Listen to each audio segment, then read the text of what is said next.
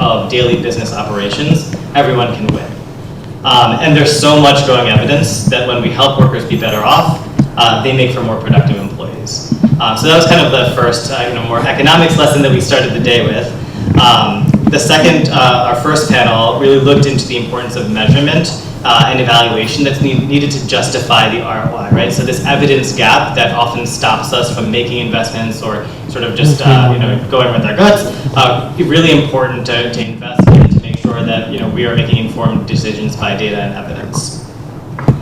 Third, Naishadam provided a deeper look into the drivers of what's going to really help us deliver on women's economic empowerment, and that this chronically low female participation rate generally in the formal sector is not really a matter of a lack of women ready to work or even jobs that are there for them. It's the fact that work today just does not quite work for women. There's so many structural barriers that are preventing that from being true.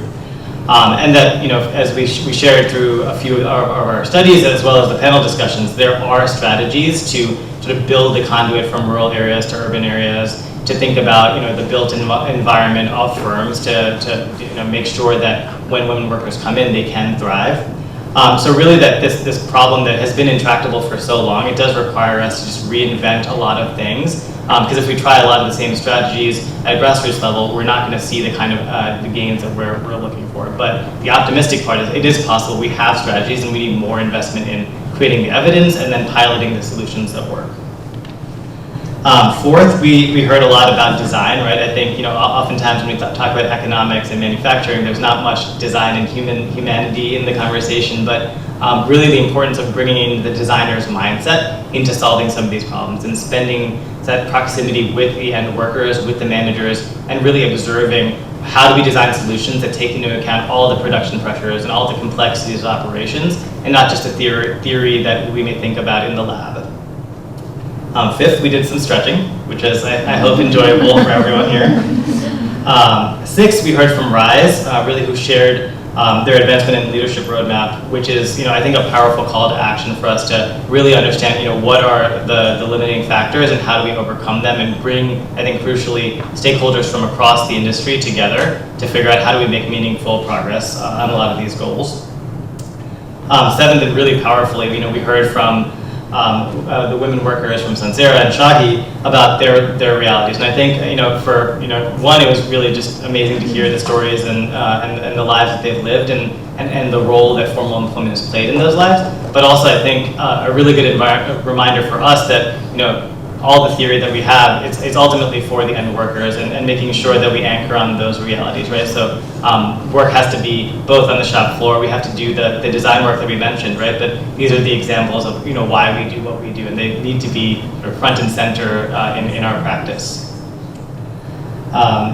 Eighth, we heard from Anand Ahuja about his family story and kind of the story more broadly of organizational development and its importance, I think, in how we approach this work, right? So it's not just standard HR practice, it's actually creating the capacity for organizations to incorporate a lot of these ideas and build out the capability to do that over time. And of course, we know that not every firm has the resources to do this, but I think there is a model to aspire for as we build that capability. And I think it's certainly something that GBL is increasingly interested in doing. How do we support building that capability across the value chain? So it's not just the largest firms who have the benefits, right? But it's all firms that can sort of adopt that mindset.